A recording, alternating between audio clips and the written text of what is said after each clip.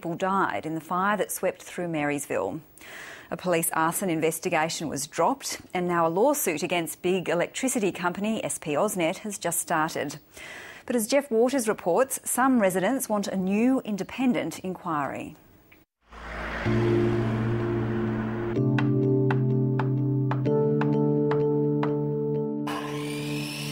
Nail by nail, brick by brick, the new Marysville is slowly taking form. On the whole, this community has pulled together, both to push for a best possible reconstruction and, in sadly necessary, mutual emotional support. But just recently, a new division has emerged, and it's all about closure. There are some people who validly and quite fair enough just want to move on. There are other people who, and I guess I'd fall into this category, people who actually want to know why it happened. This is what used to be the main street of Marysville. Marysville's disappeared. It's all gone.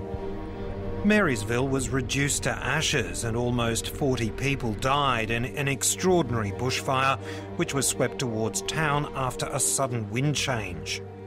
They had horrific stories to tell.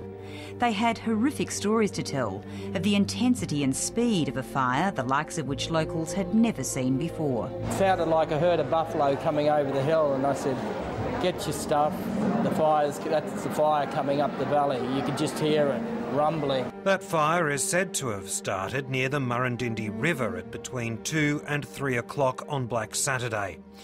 But to this day, there is no official explanation why. This is all that's left of the house. David Barton is now doing a PhD on the fire. It'll be a thesis full of personal inspiration. This picket fence in the centre of Marysville is all that remains of his old home. And I guess the difficult part was after the Grocon clean-up finished, seeing basically all my life's work being carted away in 24 tip trucks. And you still don't know really why it happened? No, we don't know why the fire happened. He's joining a new class action civil case, which holds the promise not only of finding a cause, but also possibly resulting in compensation. I think that we need to find out what did actually cause the fire, and I think the civil action is a way of actually trying to determine that. But why is a civil class action, where all sides will have a financial interest in the result, now charged with the responsibility of finding an answer? At first, police thought the Murrindindi firestorm was deliberately lit. Part of what we watched on that day was just some fires that some of the fire authorities said can't have occurred in the way that they did. That arson theory and the subsequent police inquiry prevented the cause of the fire from being investigated by the Bushfires Royal Commission. But the police changed their minds. If it wasn't deliberately lit, then I think all of us will be very, very happy. An investigation by the Sinclair Knight Mertz engineering firm had blamed a power pole instead. How did that change of news, if you like, affect the community? Well, one, I suppose, of relief that somebody wasn't stupid enough to do that, but two, that, you know, it actually threw up a little bit more turmoil again, as it does every time you get asked that question. Tony Thompson lost 22 friends in the fire. He has also joined the class action against the power company. And it'd be really nice, and I think would settle the community just that bit more about what actually happened, what caused it, whether whose fault or who's to blame doesn't matter at this stage, but just having some closure would be great. But Mr Thompson is also one of a growing number of victims who say it's just as, if not more important, to have an official reason for the fire. Well, I think it's a responsibility of the coroner to finish their findings and publicise them. The families, you know, imagine what they're going through, and I would hate to see, while I want to join a civil action, I'd hate to see that hold up any more or put more time into getting a response to exactly what happened. Unfortunately, it appears that may be the case. The coroner's office has told 7:30 that it's not compelled to hold an inquest and is yet to decide if it will.